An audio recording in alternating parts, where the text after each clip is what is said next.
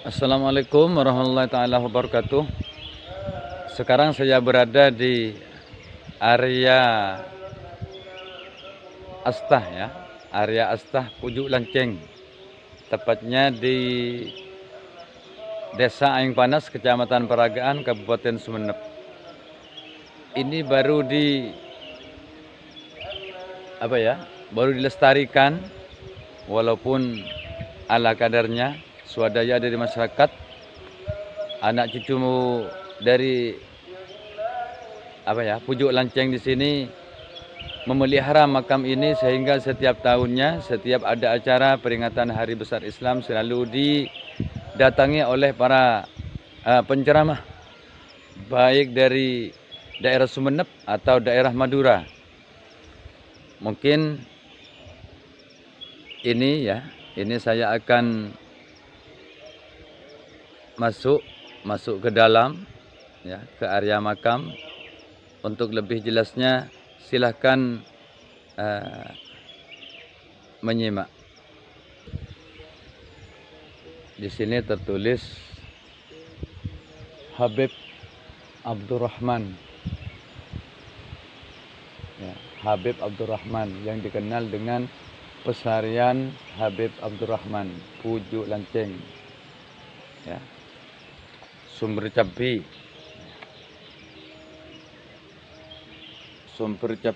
Cecek Aing Panas. Ya.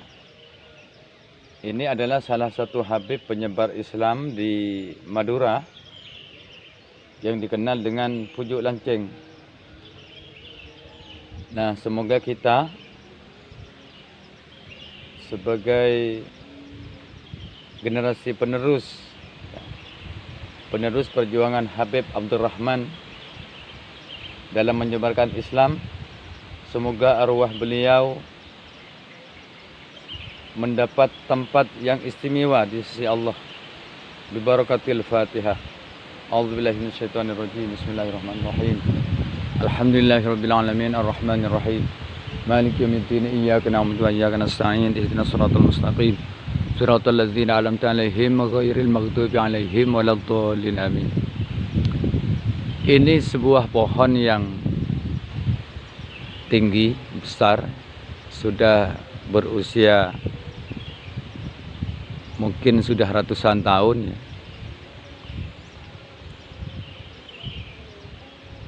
Ini adalah dijadikan kepercayaan bagi masyarakat petani. Jadi setelah pohon ini tumbuh daun,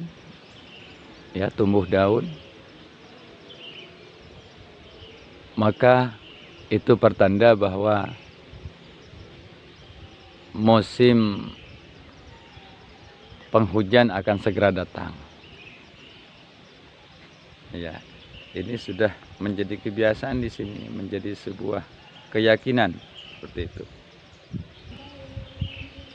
Nah, inilah makam atau pesarian Pujuk Lanceng atau dengan nama lain Habib Abdurrahman. Habib adalah keturunan Kanjeng Nabi Muhammad SAW yang memang banyak tersebar di Indonesia, yaitu dalam rangka penyebaran agama Islam. Nah, di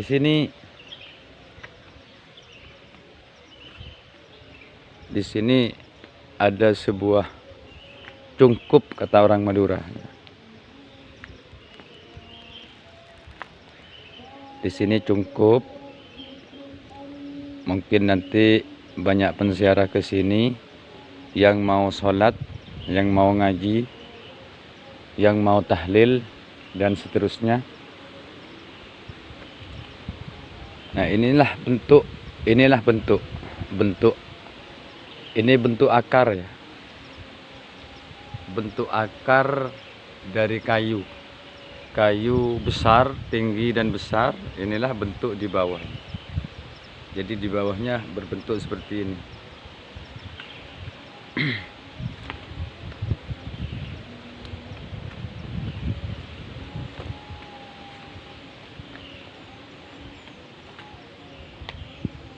Ini kemudian area di daerah selatan, daerah selatan, selatannya Pujuk Lanceng ini. Ini kalau dilihat dari sini begini bentuknya ini. Ini pintu masuk.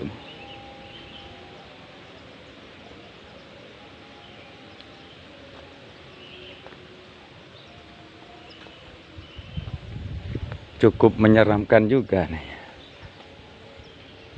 Cukup menyeramkan juga.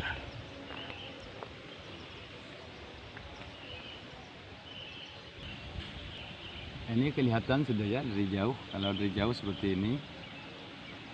Jadi pohon itu kan memang sangat tinggi. Pohonnya sangat tinggi. Nah, ini merupakan tradisi ya yang dilestarikan oleh kita-kita ya, terutama kaum Nahdiyin. Karena tradisi itu diciptakan oleh Wali Songo itu ya pertama kali. Jadi Wali Songo lah yang menciptakan tradisi ziarah kubur, kemudian tahlilan, maulidan dan lain sebagainya. Nah, itu semua adalah dalam rangka penyebaran agama Islam. Ya. Karena pada asalnya itu kan selama 7 hari itu kan sebelum datangnya Islam. Jadi para peziarah itu selama 7 hari sudah terbiasa sebelum adanya Islam, datangnya Islam di Nusantara.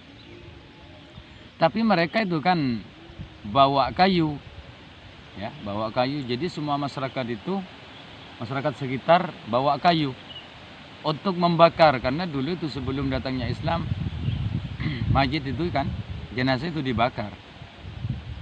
Sekarang masih ada di Bali, kalau di Madura sudah nggak ada karena sudah menjadi ya Muslim ya, Muslim semua, bisa dikatakan 99% Muslim.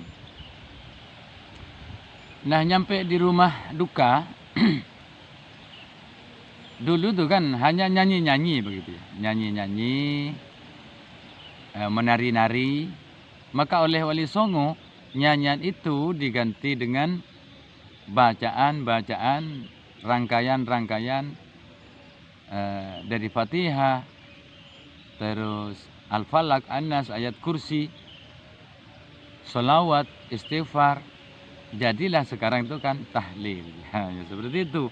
Jadi asal ceritanya, asal usulnya tahlilan ya seperti itu. Jadi mereka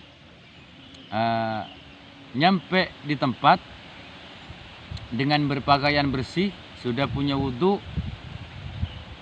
membaca kalimat tahlilan ya, dengan rangkaian-rangkaiannya. Maka secara tidak langsung mereka tanpa merasa bahwa mereka sudah melafazkan la ilaha illallah, tiada Tuhan selain Allah. Dan biasanya sebelum mulai itu kan baca syahadat asyhadu an la ilaha illallah wa asyhadu anna Muhammadar Rasulullah. Jadi tanpa terasa mereka sesungguhnya sudah melafalkan syahadat. Baru merasa setelah dikasih tahu bahwa syahadat itu artinya saya bersaksi tiada Tuhan selain Allah dan saya bersaksi bahwa Nabi Muhammad SAW adalah utusan Allah. Jadi mereka jadi Muslim ya. Jadi mereka jadi Muslim. Makanya di Madura itu hampir tidak ditemukan ya warga non Muslim, kecuali di daerah kota itu memang ada ya. Makanya saya katakan tadi sekitar 99% Islam ya. Nah, begitulah tradisi tahlilan di Madura. Nah, saya akan bilang tadi bahwa mereka mendatangi tempat duka, ya, rumah duka. Mereka itu dulu bawa kayu, sekarang bawa beras.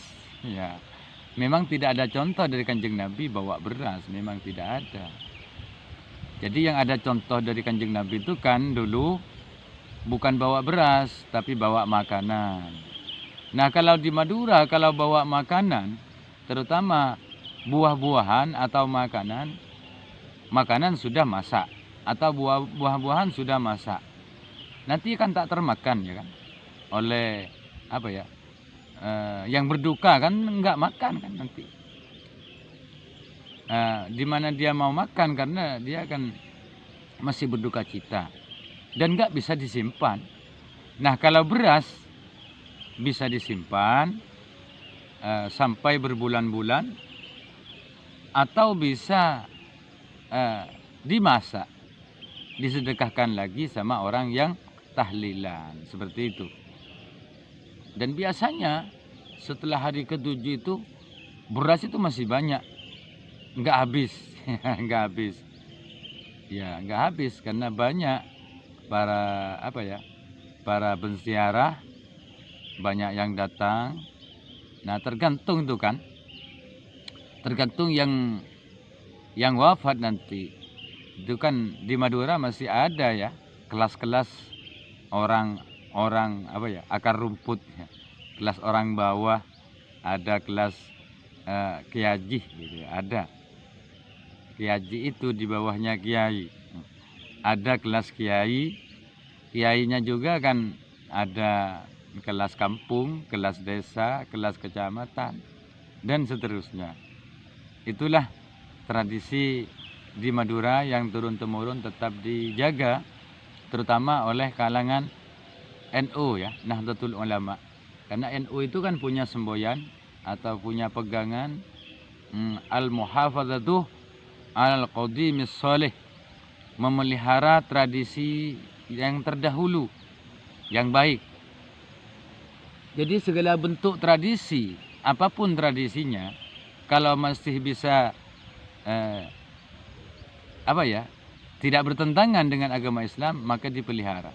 Wal akhdhu bil jadidil aslah, dan mengambil tradisi yang baik ya, tradisi baru maksudnya, al aslah yang lebih baik. Jadi kalau ada tradisi baru tetap diadopsi oleh Nahdlatul Ulama ya, tentunya tradisi yang lebih baik ya. Semoga bisa bermanfaat untuk kalangan Nahdiyin terutama. Sekian, wassalamualaikum warahmatullahi wabarakatuh.